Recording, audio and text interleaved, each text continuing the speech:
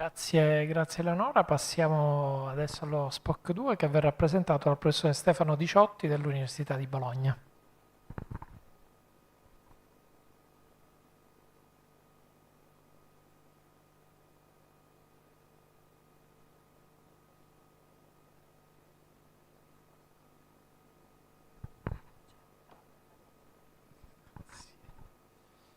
Allora, buongiorno a tutti, presento le attività dello SPOC 2. Lo SPOC 2 è composto da 48 ricercatori complessivamente, di cui 6 RTDA, 3 dottorandi, senza contare anche un gruppo di assegnisi di ricerca e altre figure come borsisti, eccetera. Quindi comunque è un gruppo molto molto folto.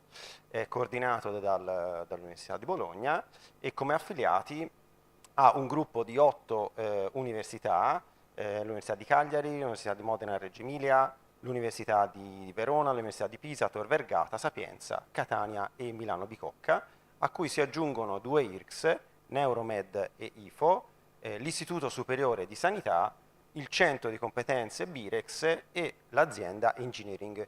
Quindi è composto da affiliati di natura diversa e questa sinergia sarà fondamentale per creare quello che vedremo nelle prossime slide, che è l'obiettivo secondo me principale poi dello SPOC 2.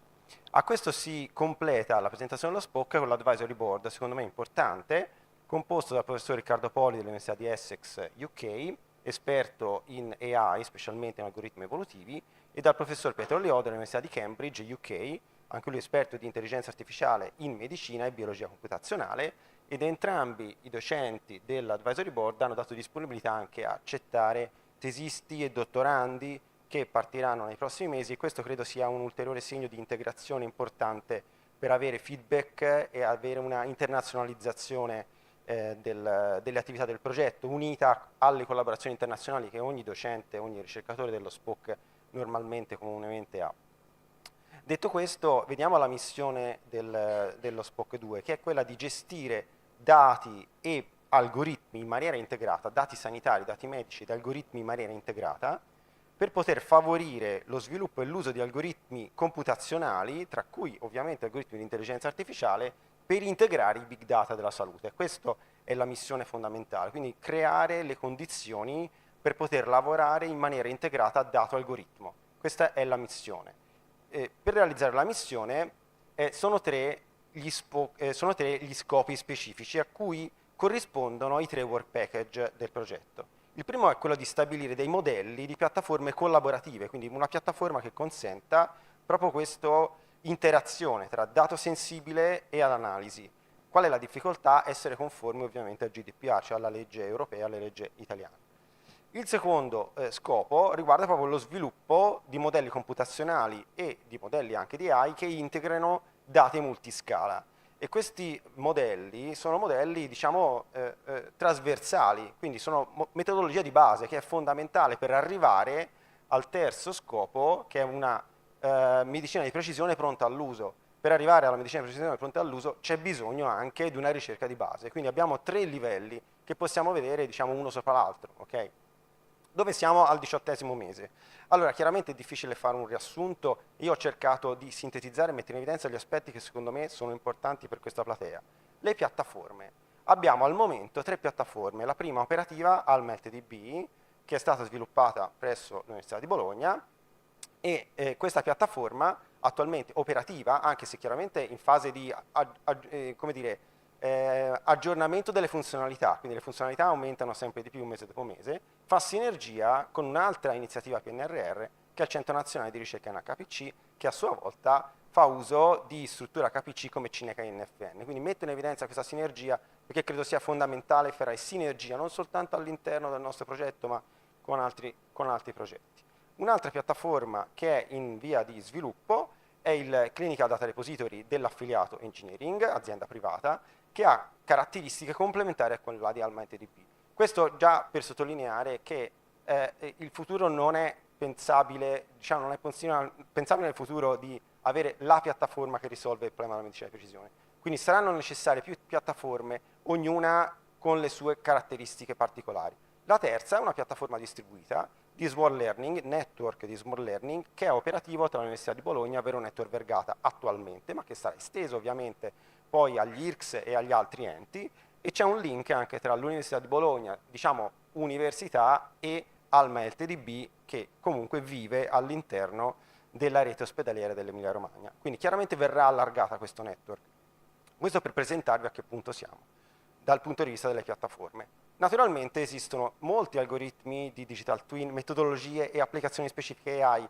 Non posso sintetizzarle qua, ma vi invito alla sessione poster di stasera, dove ci saranno ben 23 poster, dove i nostri ricercatori potranno darvi tutti i dettagli delle loro ricerche, oltre ovviamente ai talk di stasera e di domani mattina di docenti dello SPOC 2. Capitolo importante Open Science, ne parlerò diciamo più approfonditamente domani in un talk specifico, ma lo SPOC 2 ha lavorato molto sull'Open Science, sull'Open Data, raccogliendo dati da altri enti. 2 settimane fa abbiamo fatto richieste di accesso ai dati UK Biobank, che è una grandissima banca dati inglese, e sui metodi open, quindi rendere open i metodi che sviluppiamo all'interno dello SPOC. Domani ne parleremo meglio. Altra attività importante è l'avvio dei bandi a cascata, che sono partiti il 1° giugno, quindi da 2 settimane, uno su attività di smart learning per potenziare il network con diciamo, algoritmi, con software che superano le limitazioni attualmente presenti. Il secondo topic è molto importante, AI generativa nel campo dei dati sintetici, e sarà un hot topic dei prossimi anni, quindi noi vogliamo essere assolutamente su questo all'avanguardia. E il terzo topic riguarda le AI nella chirurgia robotica di precisione, fondamentale, che coinvolge 2 progetti che cerchiamo di mettere in sinergia, proprio per mettere in sinergia proprio tra gli enti anche che hanno vinto i progetti del bando a cascata.